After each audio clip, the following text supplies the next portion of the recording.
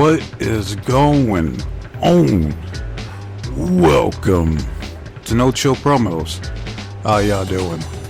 Hope y'all having a blessed Tuesday if you're watching this. And before I get into this review for Monday Night Raw, just gotta do a quick shout out to all subscribers to the channel and to the followers on Rumble. Now at 117 subs, that is correct. I had someone unsub. I don't know if it was a bot or someone that just said fuck it. Like, I'm out of here. Not the first, damn sure won't be the last. So it's all good, man. It is what it is. Keep it moving. Alright, so let's not waste any more time. Let's get into this review. Alright, we start off, we see LeBron Breaker with a German Shepherd coming through. The same shit that they do every week, where we see just random ass entrances for the wrestlers on the show.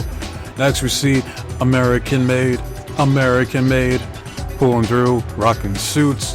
Then we see Braun, the monster of monsters. Apparently that's his moniker now. And next we see my nigga, the top dog, the Big Bronson Reed, rocking the Gangstar merch. Big rest in peace. You know, and if you know, you know. Alright. True hip hop heads know all about Gangstar, one of the best duos in hip hop history. So rest in peace to Guru, and DJ Premier is in my top 3 producers of all time. 100%. So moving on, first segment we see Saints Row, aka the Judgment Day, coming out to cut a promo. They didn't really say shit, they were just bragging about whooping the Terror Twins ass last week. Next we see the LWO, the jobber faction, who I could have swore was on SmackDown, but for some reason they're on Raw. I don't fucking know who's on these brands anymore. They just show up arbitrarily wherever the fuck they feel like it. I'm gonna make that video as soon as I can, talking about the brand split and all that shit. So, but yeah, the LWO comes through. Since when did Cruz del Toro shave? I'm not used to them clean shaven. That's crazy. And it is good to see Dragon Lee once again, who they have not been doing much with these past like year. Ever since he got caught up to fucking main roster. But Ray comes out, basically says that Dominic, you're a disappointment. Like, you suck. And he called Liv Morgan like a harlot or Jezebel or a succubus, or something like that in Spanish. I know it was some type of derogatory term. So I don't know. I gotta work on my Spanish, but it leads us to a match between the LWO and Saints Row. Alright, and there was a cool moment where the LWO, they stop, you know, they chant the LWO, and they all do like the suicide dives like simultaneously. It was a cool little spot, but the finishing sequence was Ray trying to hit a like diving body splash onto Dominic. Liv Morgan moves Dominic out the way. Dominic hits the magistral cradle pin for 1, 2, 3. Afterwards, Rey Mysterio gets his ass whooped by Saints Row because the rest of the LWO go missing.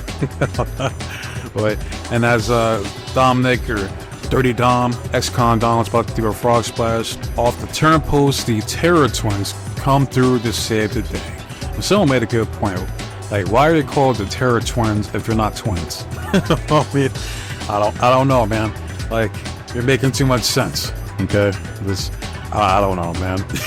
I'm not the one that comes up with these dumbass names like the Pure Fusion Collective or the Terror Twins. You know, American Made's decent, but they could have came up with something better.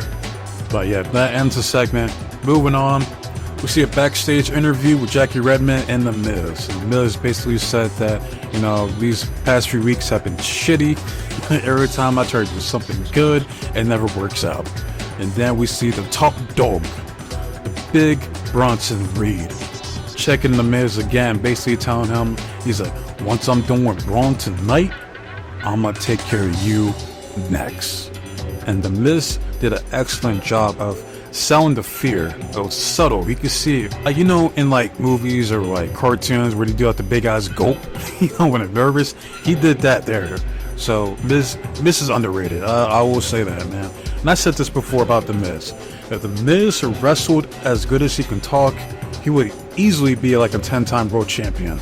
110% on that. So we'll see the Miz later on. But next segment, we see the New Day. New Day? Backstage. And Xavier was checking Coffee about last week with the tag match. And he was saying how, like, yeah, you know, how come you didn't tag me when I was right there? You know, the camera footage says it all. And he's like, Kofi was like, yeah, but, you know, Odyssey was closer. Which, technically, that is true. I mean, like, Kofi does make an excellent point. Odyssey was closer, but Xavier was there the whole time. So, I mean, you make of it what you will. But basically, they just wish each other luck on your qualifying matches later on tonight. Next, we see the stud line. Yeah, look at these studs. I'm sorry, that's their name. I'm not calling them that, the PFC. It's fucking stupid, man. But they're bragging about all their accomplishments so far in the past few weeks since they've been a stable together, taking out Selena Vega, taking out Dakota Kai, and taking out Katana Chance and Kid and Carter. Whoop-de-doo. Congratulations. Alright, but that sets up the match, the tag match between Damage Control versus the stud line. Damage Control comes out first, and I love the look of disgust as the EO is shaking her head during the entrance of the stud line. She was shaking her head. That's the same way I feel. You know, like, what a stupid fucking name. What a stupid name for a stupid group.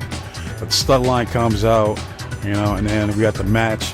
I really don't give a shit about the match, nor does the crowd, honestly. Then Selena Vega helps with the assist. Kairi Sane hits the insane elbow while Io Sky hits the moonsault to the outside for the 1, 2, 3. So Damage Control wins.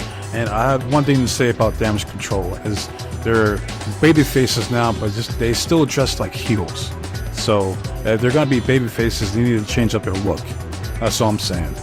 But next we see a vignette from Uncle Howdy, aka Bo Dallas. And basically all he said is that it's going to be a purge. That's it. The rest of the shit is cryptic, mysterious, and I don't know fucking clue what he's talking about.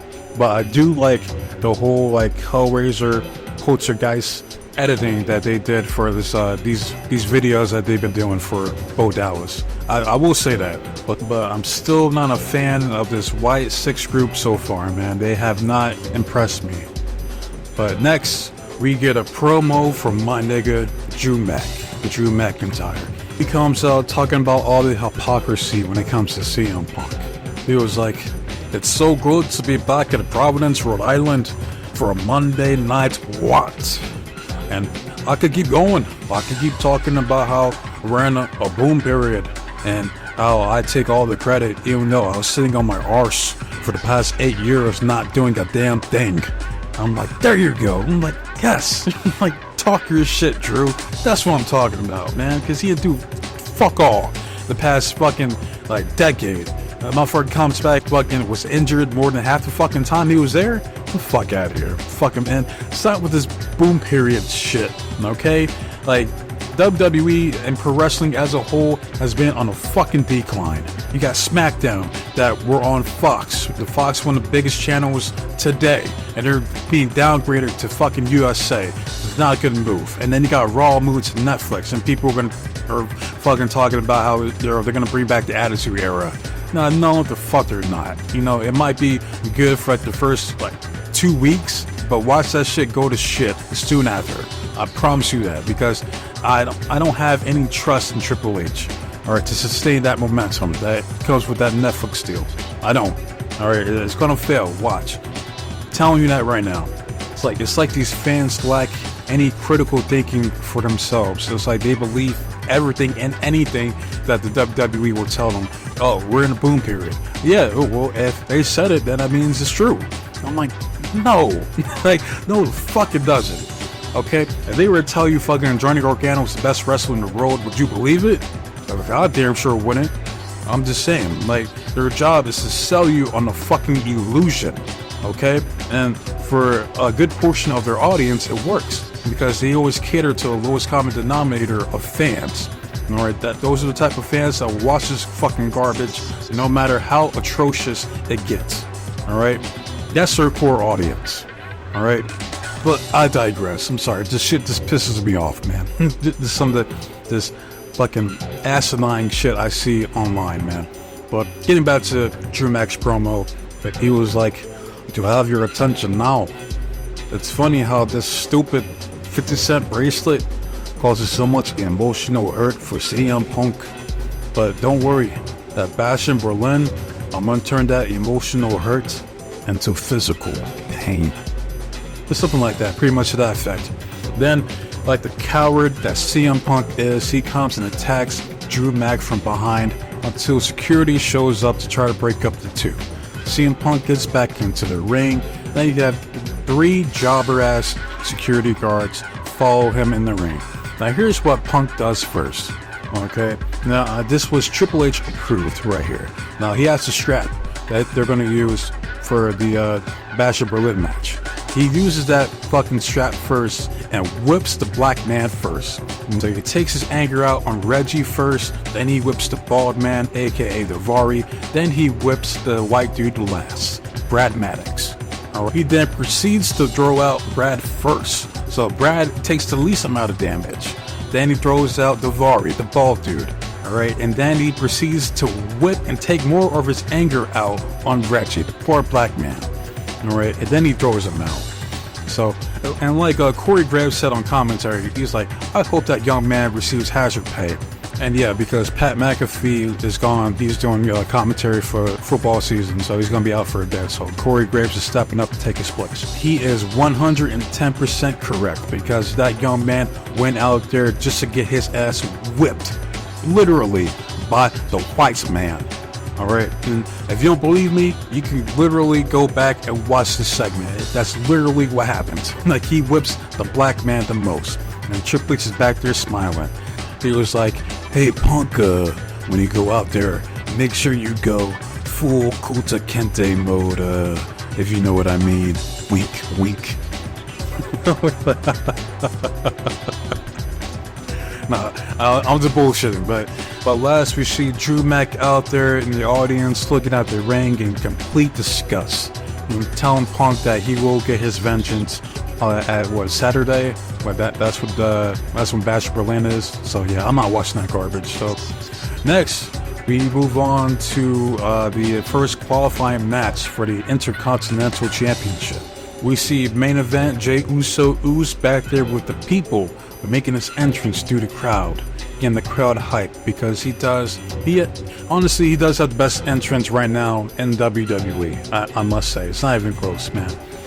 Next we see Karrion Kross and Kofi Kingston making their entrances, but it doesn't matter, and this match doesn't matter. You know why? I'll tell you exactly what happens. There's at one point, you got Jey Uso and Kofi Kingston ganging up on Karrion Kross. He gets his ass kicked. Jey Uso hits the spear, followed by the dive-in body splash that he does for the 1-2-3. And people wonder why Karrion Kross can't get over. This is exactly why right here. If Trips wanted to push Karrion Kross, he would have steamrolled both of these fucking guys. That's what the fuck would have happened, but he doesn't care. Not really. And I'm fine with Jey Uso winning here, even though I don't think he's going to go over on LeBron Breaker. But considering how over he is, it's like you got to do something with this man. He has to go after some type of championship. So that does make sense, but at the same time, you're sacrificing Kross. And people wonder why this dude sucks. It's because his booking sucks. Afterwards, we see Jey Uso doing a yeet with the audience. You got Corey Graves joining in. And then you got Michael Cole having the audacity to tell Corey Graves that he's not doing it right. Like, man, yeah, Michael Cole, I know you ass ain't talking, bro. Like, you have no rhythm. Like, at all. Even Corey Graves pointed that out. But moving on, we see a TikTok by the Ring General Gunther. Basically, he's saying that, if he's out there already in Germany or Austria chilling with his people, and that whenever Randy Orton comes through, he's going to beat his match, he's going to whoop his ass, he's still going to be the World Heavyweight Champion. Next, we see another promo from Randall Keeklock Orton. But before he cuts the same promo he's been cutting these past 2-3 weeks, he stops to give his autograph to a kid who's holding a sign right there. And it's funny because he signs it right, and then he's trying to give the sign back, but the kid, he's in complete awe that Randy Orton's right in front of him. He's like, I gotta go, kid. Like, take it. Just take the sign, please. And I'm not gonna break down what Orton said this promo because it's the same shit he's been saying, man. Like, and I'm telling you this right now, none of it fucking matters because he's gonna lose. He's gonna go to Berlin and fucking lose. They're gonna feed him to Gupta, the ring. Alright, because he dropping that belt in no time soon. So it is what it is, man. Maybe it'll be a good match. I don't know. I have no interest in watching. But next we see a little, video package for the Unholy Union, talking about their title defense against Jade and Bianca Belair, I guess on SmackDown this week, or at Bash at Berlin, which I also don't care. So moving on, now we get to the best shit that happened all night, and that's Braun Strowman versus the top dog, Big Bronson Reed. And I always love when they do the tail of the tapes, man. They don't do that shit enough, man. I always loved it. The first time I remember them really doing that was like back in like 03, like 03, 04. That's when they were doing that shit. When there was like a big time matchup for like, it was like or it might have been 02 when he did Big Show versus Brock Lesnar. Point is, I love when they do shit like that. But we get the match, and the most impressive thing that happened early on was the top dog, Big Bronson Reed, doing a suicide dive to Braun Strowman on the outside. And only he can do that type of spot to a guy like Braun Strowman that can carry him, that can hold him to make sure that Bronson Reed doesn't hurt himself. Because visually, that shit is super impressive. But that's the type of spot that he can only do to like certain opponents, you know, like him, or like Omos, Brock Lesnar, those type of guys. Maybe even Gunther. But the first half of the match tells the story of Braun Strowman getting the upper hand on the top dog. So Bronson said, fuck this shit, I'm out. So, and this is where things get spicy. We get a parking lot brawl. And I can't remember the last time I seen a fucking parking lot brawl, man. And this was excellent. Fucking, like, we used to get shit like this on the regular, or at least more often than not. Alright? It's like, this is the type of shit that they need to do consistently. Alright? They have the ability to do so. They're just so fucking lazy and complacent when it comes to their fucking weekly booking of their shows. And it's partially due to the fact that they have to book a 3-hour fucking show. That's one of the biggest issues. So, but we get a parking lot brawl. Now, we see Braun Strowman hit a choke slam on the top dog, Big Bronson Reed. And then, not only that, but he hits the pout onto Big Bronson Reed, onto a car. And the way, I'm not gonna lie, but the way Bronson slid off the car was hilarious. It's unintentionally funny, I'm sorry. Then you got the top dog, Big Bronson Reed, going upside Braun's big ass head with a pipe. Then we see Braun laid out on the top of the car. Big Bronson Reed climbs up the top of the wall. He does a tsunami onto Braun, crushing Braun in the car as well. So hopefully whoever Oldsmobile or whatever fucking car that was has Geico, Progressive, or State Farm, because hopefully they're in good hands. Get it? But yeah, rest in peace to Braun Strowman, because that man died. I don't want to see Braun Strowman next week or next month. And we see Pierce and like the rest of the guys, you know, the Jason Jordan, the Petey Williams, the Vari, all those guys, King Dice-Red coming through. They were like, bro, get out of here. Get out. Just like get off of him. Like, I've had enough of this. So yeah, that was easily the best shit that happened so far on Raw. Probably in weeks, honestly. Like, and the top dog is quickly becoming one of my favorites here on Raw, if not my favorite or the favorite. You know what I mean? Because he's consistent. They've been doing a good job of consistently booking this man to be a fucking monster. That's what you do. Okay, this is how you build someone up. This is hopefully they don't end up like just feeding him to someone that doesn't deserve it. You know what I mean? But next week, the qualifying match between Xavier Woods, YXB, Pete Dunne, and The Miz. This was, in my opinion, the best match of the night. I appreciate some of the power spots Xavier Woods was doing throughout the match. But just as Xavier Woods hits that diving springboard elbow that he does to try to pin Miz, you got Pete Dunne coming in, throwing out Xavier Woods. He hits the bitter end on the Miz. 1, 2, 3. Got Pete Dunne moving forward for the, I guess it's like a fatal 4-way to determine the #1 contender for a Braun break. Poor Miz. And I didn't realize that he was an 8-time Intercontinental Champion. And I believe, if I'm not mistaken, Chris Jericho is the #1. He has the most IC reigns because he has 9, I believe. I could be wrong. I don't feel like looking it up, but I believe it's Chris Jericho. So he's number 2. So yeah, I mean, technically Miz doesn't need it. I mean, if he wants to tie, I mean, that's cool. But I mean, he did have an underrated IC run back when he was managed by Ric Flair, if I'm not mistaken, because I remember that's when he was doing like the figure 4 leg lock, and that was pretty good. That was a pretty good reign, and I don't think he's going to surpass that. So he doesn't need it, in my opinion. Xavier does, but no, he still has to turn heel first before chasing after any championship. So YXB Pete Dunne, well, I guess, was the logical choice here, even though he's not going to win. So, and that's funny I say that because next we get a backstage interview with LeBron Breaker. Okay, basically he was like, I see Jey Uso was running his mouth about me. It's funny because nobody in your family has ever gone over anybody from my family, and you ain't Roman, so it ain't gonna happen. All right, then you got Pete Dunne. Come on, it's Pete Dunne. He's a jobber. Like, so it doesn't matter who it is. The worst has yet to come. Next we see American Made. Got Chad Gable cutting a backstage promo talking about how I'm not worried about Uncle Howdy. Look, he's just an ordinary man, and I'm gonna show him that Chad Gable is American made. That's basically all he said here, right? Then we get another backstage promo from the Terrorist Ones. Basically all they said was that Dominic and Liv are going to be victims, and that they call themselves Los Diablos. Alright, so it's more of this devil Luciferian shit, as if we don't have enough of that on this fucking show already.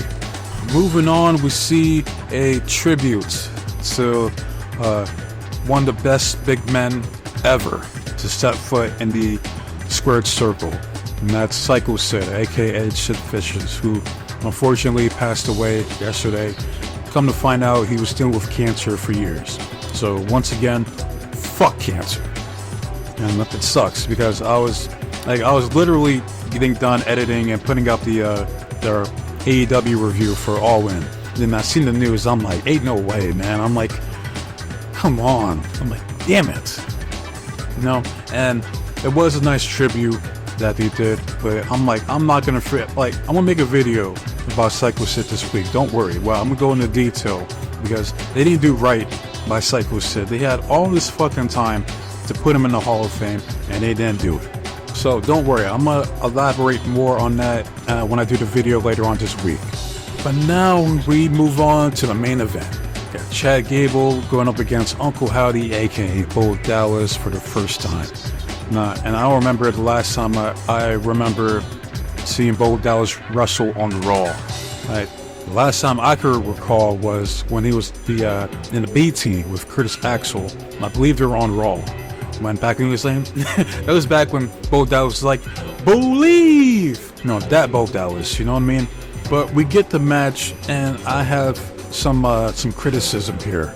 Now, you had Chad Gable say that, oh, I'm not afraid of Uncle Howdy. He's just an ordinary man. He gets in the match, he's now afraid of Uncle Howdy. So now this man is a liar.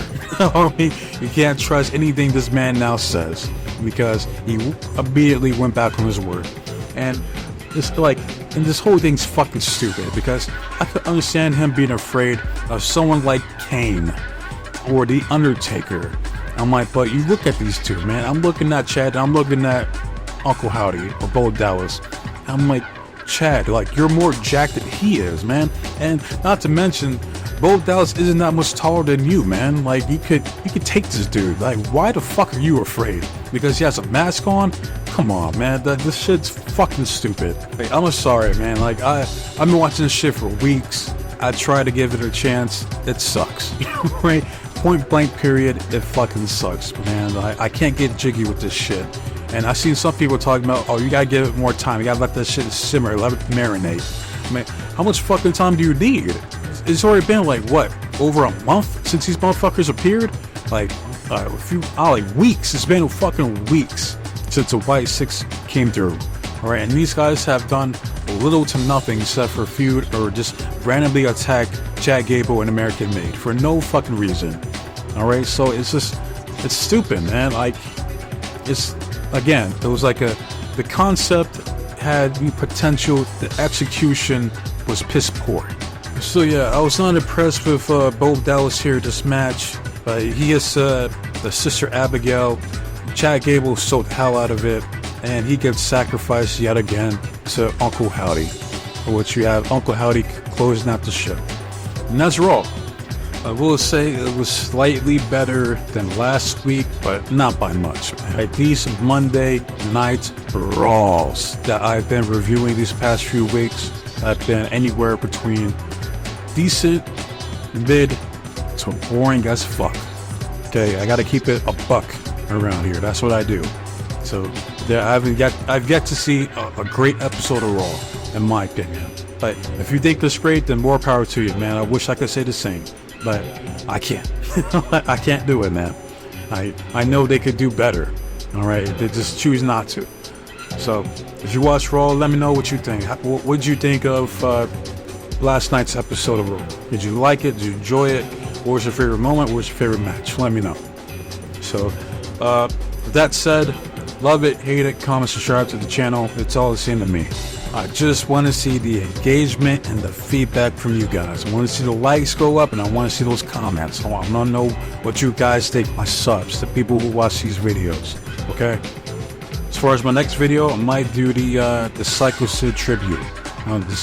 Thank you to Psycho Sid Vicious, for all the hard work, all the sacrifice that he gave to the wrestling business and to the fans. You know what I mean?